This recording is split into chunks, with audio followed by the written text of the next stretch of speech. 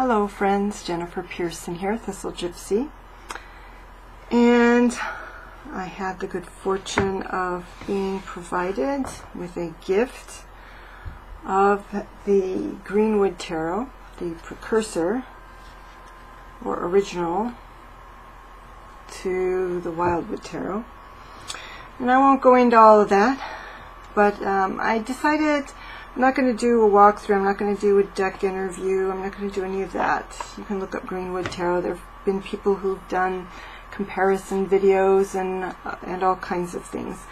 But I did decide, because I had just done the deck interview where you choose cards from the deck for the Tarot of the Cat people, and I thought, well, this deck is definitely, this Greenwood is definitely one that to me needs some some getting familiar with the images. And so I'm not going to be working with it immediately, but I felt like I should spend a little bit more time just saying hello to it.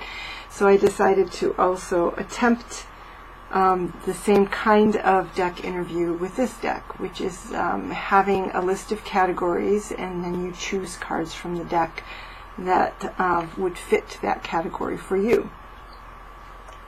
Now this is a deck that is full of symbolism, so it's a more mystical deck. It doesn't have a lot of literal human figures in it, which makes this deck interview a little challenging, but I'll do it anyway.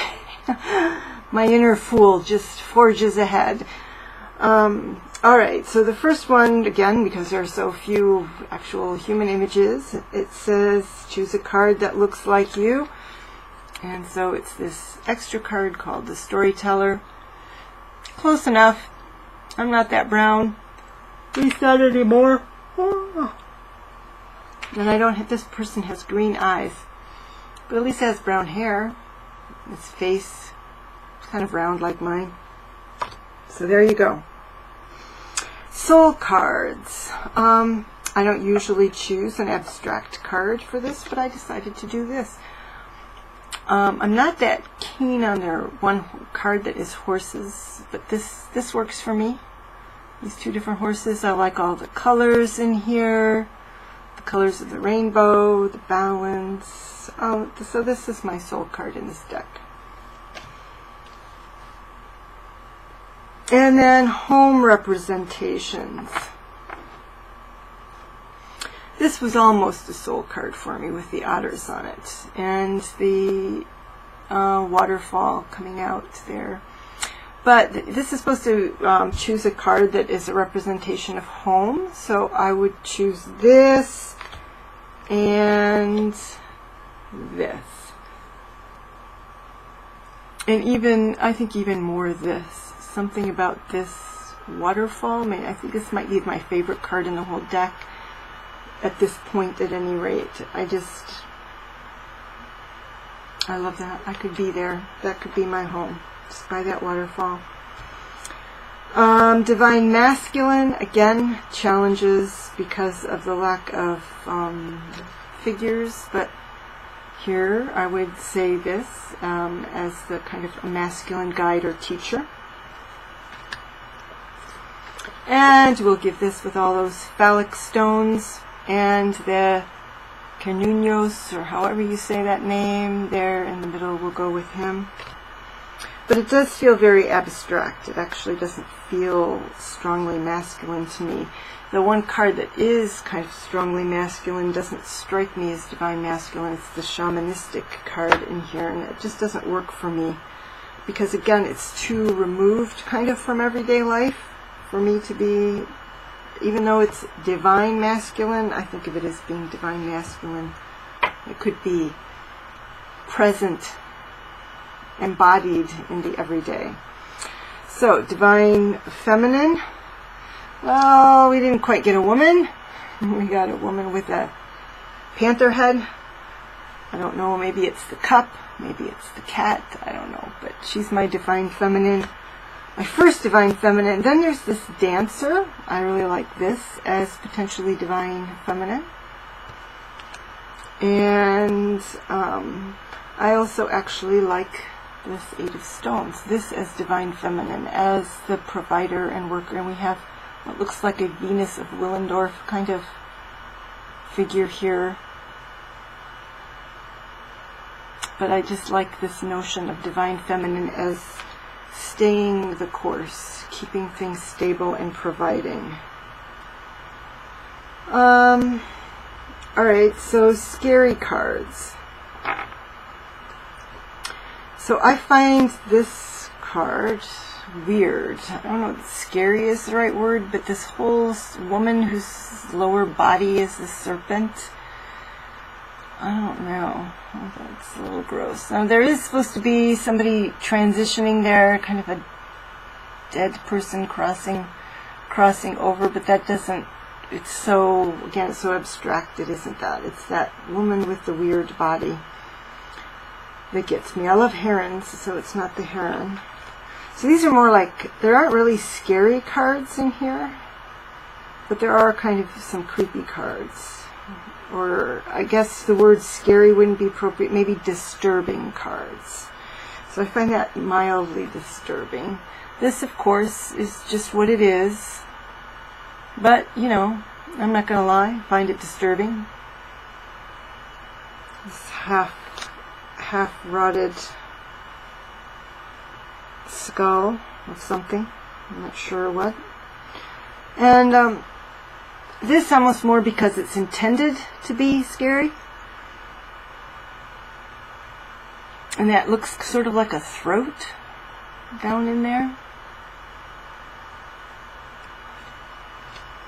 And then lastly, this Knight of Stones. The wolf, of course, is beautiful. But what's going on here? This I don't understand. With all of that red, I mean, is it... And that thing coming up around it, is it being strangled by something? Are those red things cuts? I don't know. I find it disturbing.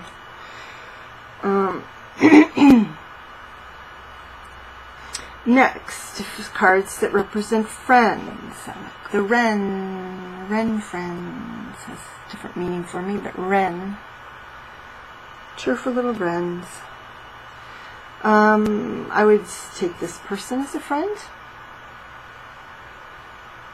Not sure why, but that made sense to me. And certainly I could have conversations with this person. This person's definite friend. She's kind of a runner-up for a person representing me, even. Oh, and gotta be friends with the bears. I love the bears. Not so much into the bones, but the bears. I mean, bears are mostly, I mean, maybe that's an ancestor there. That patch of bones there. Bears being mostly eaters of vegetation. They do eat other things, but so those are my friends. Crush. There were no male figures that struck me as a crush, so I decided to take the Kingfisher. I decided to take the Kingfisher, Page of Cups, the Kingfisher as my crush. Who would I want to help? The gal suffering in the Eight of Arrows. Yes, I would open the door, open my car door, whatever. And this figure in the Four of Cups who looks kind of trapped in their own thinking. Excuse me. Guides. Who would I take as a guide? This weird figure here. Not the one in the back, but the one with the antlers, who seems to be doing a healing. Very cosmic deck. I feel like there's an elephant standing over here, but I won't get into that.